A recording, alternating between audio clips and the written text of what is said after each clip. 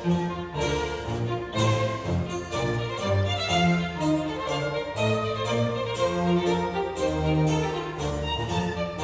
brave friends! Welcome to the Classic English Literature Podcast. Rhyme remains unreasoned in this episode because today we're going to look at a piece of prose fiction.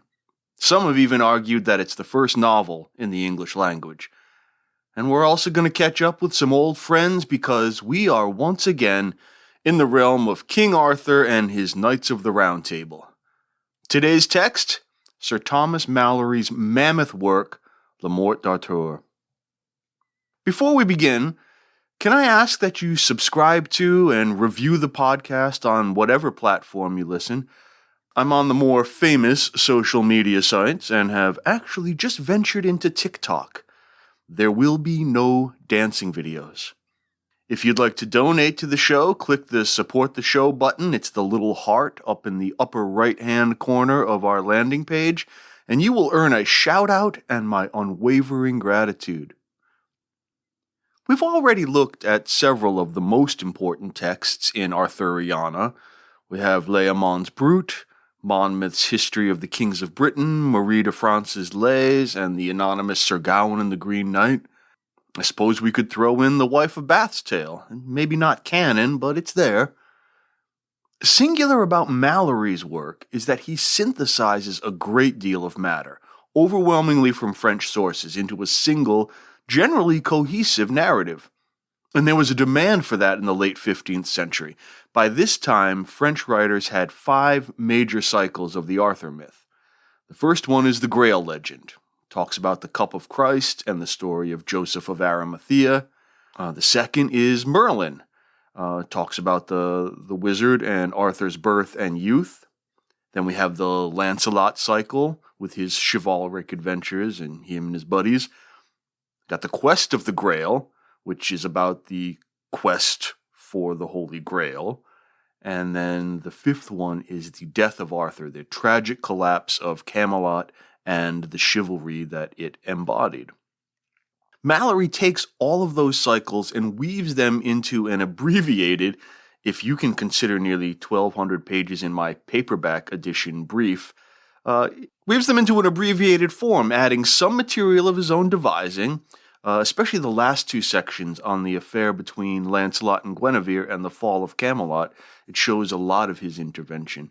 And he also mixes in some other major stories, like the Tristram cycle, which occupies almost a third of the Morte. There is a raging debate among scholars about whether Malory intended his book to be a whole book that is cohesive and novelesque, or rather a collection of separate prose romances. Well, one says raging, but I don't believe it's ever come to blows. Your position in this street fight largely depends on the role you think William Caxton played in the text's development. Well, who's William Caxton? Wait, who's Thomas Malory? Well, let's take a moment to introduce today's dramatis personae, and we'll start with the author. Thomas Malory could be one of 3 to 6 different Thomas Malorys, depending on who's counting. The one who looms largest as the guilty suspect was a knight from Warwickshire who served with the Earl of Warwick during the Wars of the Roses. From about 1443, however, young Tom began to have some run-ins with the law. Now, among the charges, brace yourself, attempted murder, rape, breaking and entering, assault, extortion, theft, cattle raiding, jailbreak, and whistling on a Tuesday. Not that one. A life crammed with incident. Many suggest that Tom's crimes are not as black as they appear, for it was wartime, after all, and like many minor nobles of the day, he found it necessary to switch allegiance between the competing houses of York and Lancaster in order to keep body and soul together. So, perhaps many of these charges were leveled with a political bias. Who knows?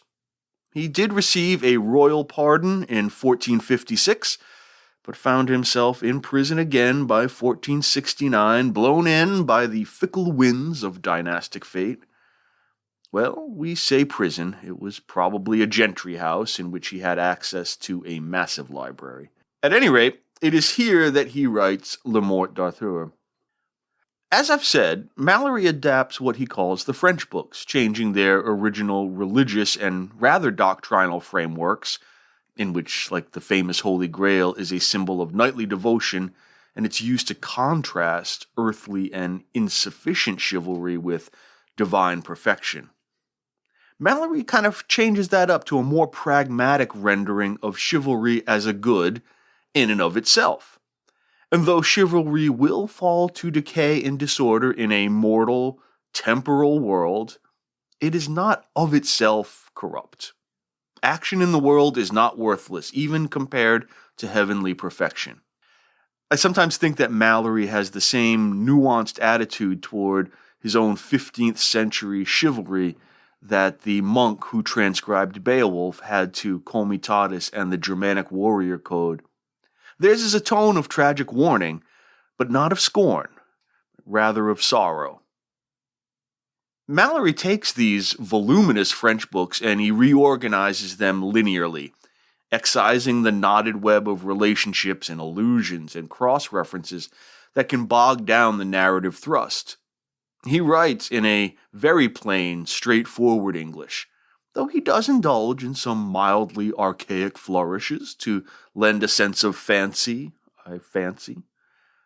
One may call it a somewhat paratactic style if one wanted to be a pedantic prat, and I do. That means that the clauses are often linked in the sentence by various coordinating and subordinating conjunctions without an always clear sense of necessary order. Here's an example. Then Sir Lancelot looked by him, and saw an old chapel, and there he weened to have found people. And Sir Lancelot tied his horse till a tree, and there he did off his shield, and hung it upon a tree. And then he went to the chapel door, and found it waste and broken. All those ands pile up. And when you read like battle scenes, this paratactic style gives a really chaotic, tumbling feel to the action. Some have chided Malory for what they consider an elementary style, but I find it quite effective, especially if we accept the common explanation that Malory intended the Morte as an exemplum, a recommendation to the king and nobility as chivalry declined during the Wars of the Roses. In fact, many readers see in the book an allegorized version of that civil struggle. For instance, Malory often favors Wales, and the enemies are always northern. Malory keeps London the center of military power, and there's even an episode early on in which Arthur's father, Uther Pendragon, who's incapacitated by wounds and has a fever, he's carried by his men on a litter onto the battlefield of St. Albans, exactly the same way King Henry VI was in 1455. So Malory's purpose seems eminently practical and political. He tones down the magical and supernatural elements, preferring the moral force of more earthly examples. And we have to admit that, in the text as we have it, from the Winchester manuscript discovered in 1934, there are occasionally repetitions, inconsistencies, and some problems of chronology. So perhaps our idea of the Morte as a single text is not Malory's idea. Maybe it was his publisher's. William Caxton set up the first English printing press in Westminster in 1476. At this location, his first printed book was Chaucer's Canterbury Tales, followed soon after by Malory's Arthurian Compendium. It's from Caxton that we get the now familiar title of Le Morte D'Arthur. In the preface to the 1485 printing, Caxton refers to, quote, the book of King Arthur and of his noble knights of the Round Table. But, in a colophon to that edition, Caxton calls it, quote, this noble and joyous book entitled Le Morte D'Arthur. Maybe an error, but I think it's a better title, don't you? And we can see that Caxton wants to emphasize the noble and joyous aspects of chivalric romance, while seeing the practical political example as kind of a secondary purpose. See, he writes, quote, and I, according to my copy, have done set it in imprint, to the intent that noble men may see and learn the noble acts of chivalry, the gentle and virtuous deeds that some knights used in those days, by which they came to honor, and how they that were vicious were punished and often put to shame and rebuke. Caxton divides the Morte into 8 separate romances, covering a different aspect of Arthur's life and reign. Book 1 begins with the story of Uther Pendragon, Arthur's father, and his seduction, read magical rape, of Igraine, the wife of Duke Gorlois. Book 2 covers the birth and upbringing of Arthur, including the famous drawing of the sword from the stone that signifies his destiny as king.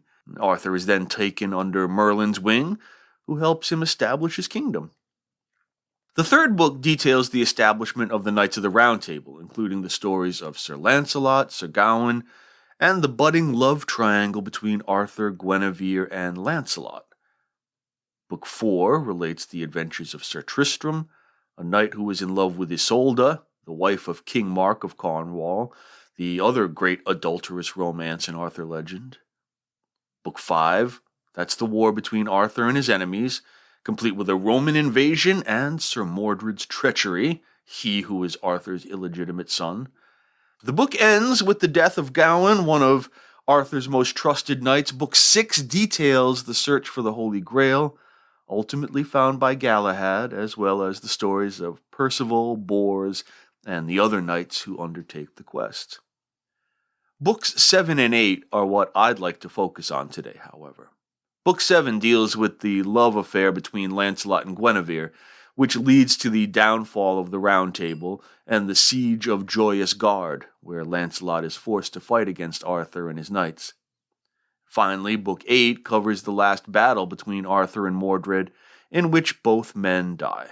The book ends with the departure of the Queen of Avalon, who takes Arthur's body to the mystical island. I want to focus a bit here because this is where Thomas Malory, like I said before, seems most in evidence as an author and not merely a translator or collator. While we may notice a somewhat episodic and perhaps even random organization to some of the text, by the time we arrive at these books, we can see clearly that Malory has been building to a tragic climax all along. So, let me actually take you back to early in the Morte, when Arthur delivers the Pentecostal Oath. It's a code of conduct statement. It's the distillation of chivalric behavior. Here it is. The king established all his knights, and gave them that they were of lands not rich, he gave them lands, and charged them never to do outrage nor murder, and always to flee treason. Also, by no mean to be cruel, but to give mercy unto him that asketh mercy, upon pain of forfeiture of their worship and lordship of King Arthur for evermore. And always to do ladies, damsels, and gentlewomen succor upon pain of death. Also that no man take no battles in a wrongful quarrel for no law, ne for nor world's goods. Unto this were all the knights sworn of the Table Round, both old and young, and every year were they sworn at the high feast of Pentecost. This section is original to Malory. It appears in no other version of the Arthur cycle. Note that the oath stresses practical, everyday action, and it conspicuously lacks lofty, abstract ideals and language. Now, if you stripped it of its evident feudal costume, the ethics here directly descend from the Beatitudes, from Christ's Sermon on the Mount, which fits well because, of course, Pentecost is the day the Holy Spirit descended upon the disciples when they were charged with their own holy quest of justice and proselytization. So chivalry is thus a behavior. It's something you do. It's not merely an amorphous principle. It's a code of action. But, as we've seen in other texts, implicit in such codes are often tragic moral dilemmas.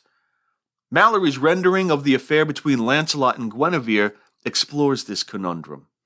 Now, incidentally, Malory's is the first telling of this tale in English, and he carefully shapes it to contribute to his inevitable tragic conclusion. Now, you all know that Lancelot is the greatest, most noble of knights. He embodies the virtues encoded in the Pentecost Oath. He is the very card or calendar of chivalry. But we also know that Lancelot's love for Queen Guinevere brings about the destruction of the Round Table and Arthur's death, so that's hardly cricket, huh? It does seem an untenable literary construct. I think it's quite tricky to make Lancelot the hero and the destroyer, but it would make the legends much richer if Malory pulls it off, huh? Spoiler, I think he does. The Lancelot and Guinevere affair does not feature very strongly in the book until quite late in the narrative, and Malory begins rather ominously. Quote, "So, in this season, as in the month of May, it befell a great anger and unhap that stinted not till the flower of chivalry of all the world was destroyed and slain."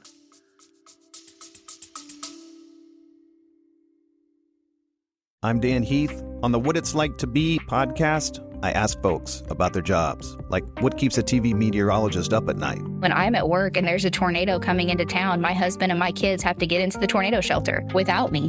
What keeps a welder driven? I never am satisfied. I always know I can do better. And what keeps a hairstylist on her toes? I know she likes that Halle Berry haircut, but she doesn't look like Halle Berry. Find out on What It's Like to Be, wherever you get your podcasts. He goes on to tell how Mordred and Agravain, who despise Lancelot and Guinevere, decide to tell Arthur of the couple's suspected dallyings, though their motives are not as wholesome as they pretend. The brothers Gawain and Gareth try to prevent such a discovery, saying, quote, "Alas, now is this realm wholly mischieved, and the noble fellowship of the Round Table shall be dispurpled." Great word, dispurpled. It means scattered. Very well anticipated, fellas.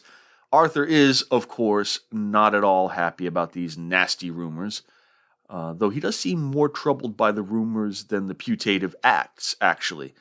And, actually more with his loyalty to Lancelot than to his queen. He says, quote, "Much more am I sorrier for my good knight's loss than for the loss of my fair queen. For queens I might have enow, but such fellowship of good knights shall never be together in no company." Bros, huh? But let's consider those putative acts briefly, shall we? Malory is quite precious in his retelling's not really quite the word for his rendering of the suspected lover's midnight tryst. Here's how he puts it, quote, "And then, as the French book saith, the queen and Lancelot were together. And whether they were abed or at other manner of disports, me list not hereof make no mention, for love that time was not as is nowadays." Okay. There's a bit here to unpack. Malory defers to his sources in admitting that Lancelot and Guinevere were together, but he refuses to speculate what they were doing together. Perhaps they were playing Scrabble. We sophisticates of the 21st century find such coyness laughable. Of course they were abed and at all manner of disports. But I think Malory actually asserts their sexual innocence. I think he needs us to believe that the pair have not had sex, that Guinevere's marriage vows and Lancelot's fealty are still technically intact. Malory even says that love back then was not like it is today, implying that their love was pure, not base and fleshly. Believe what you will. But this argument is consistent with the tenets of courtly love that we've seen before. The knight lover must express devotion to the unattainable married lady without physical consummating the love. In this way, Lancelot's love for Guinevere all along has been but a prompt for his exemplary deeds of chivalry. And since it is actually love of some higher superlunary caste, disconnected from lust, then we can more easily accept the affair as part of the moral quandary inherent in chivalry. The affair is necessary for romance generically. Lancelot must be the best knight. Arthur cannot be. Remember, chivalry is an activity. Arthur's main role in much of the Morte is not the questing knight carrying out the Pentecostal oath. He holds court. He maintains the center. He sends men out on quests to carry out the Pentecostal oath. So Lancelot is the greatest romance hero. Who does such a hero deserve in the amour courtois idiom? The greatest lady, and that must be Guinevere. Thus, the generic demands of romance sow the seeds of a blooming and inevitable tragedy. We should note that throughout, Lancelot proclaims both his own and especially Guinevere's innocence. Quote, "She is true and clean to you," he says. Quote, "There is no knight under heaven that dare make it good upon me that ever I was traitor unto your person." No duh, of course he would deny it, but we've no reason to doubt him. It's interesting, in the struggle which follows, that both sides of the conflict, supporters of Arthur and those of Lancelot, equally use the terms treason and betray to describe the behavior of their opponents. It's certainly good that we are free from such myopia in our enlightened age.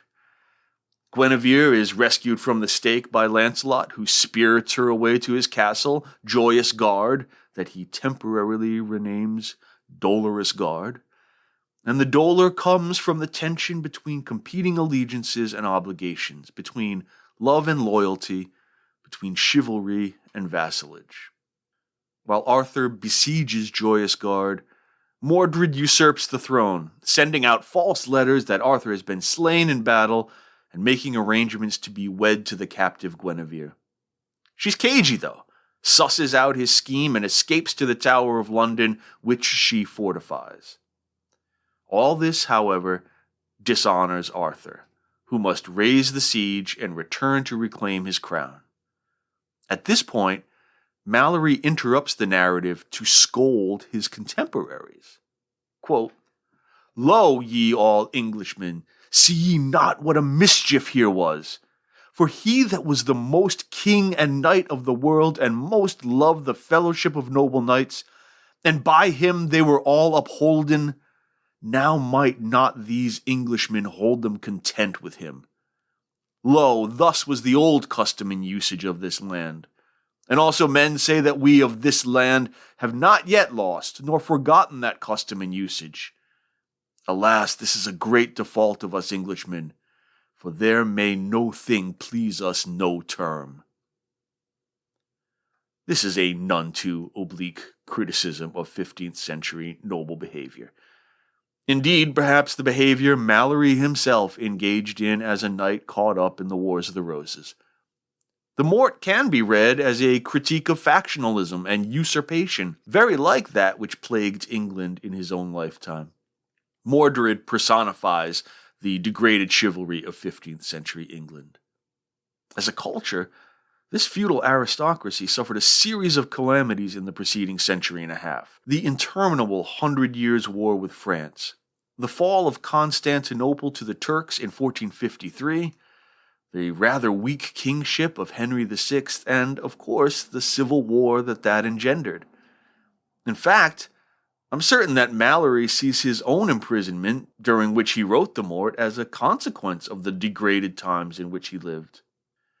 Arthur fights his last battle with Mordred on a, quote, Monday after Trinity Sunday. That is, near the Feast of Pentecost, which instituted the chivalry now collapsing. We know there was a parley during which each side was warned to attack if they saw so much as a drawn blade on the other side. Of course, quote, right soon came an adder out of a little heath bush, and it stung a knight on the foot. The knight draws to slay the snake, that archetype of changeableness and temptation, and the armies crash calamitously together. Arthur and Mordred slay each other, and Britain's most glorious epic ends as the once and future king sails to Avalon. Lancelot laments at the death of his friends, and the end of the Table Round, quote, Alas, who may trust this world? Indeed. Thanks for listening.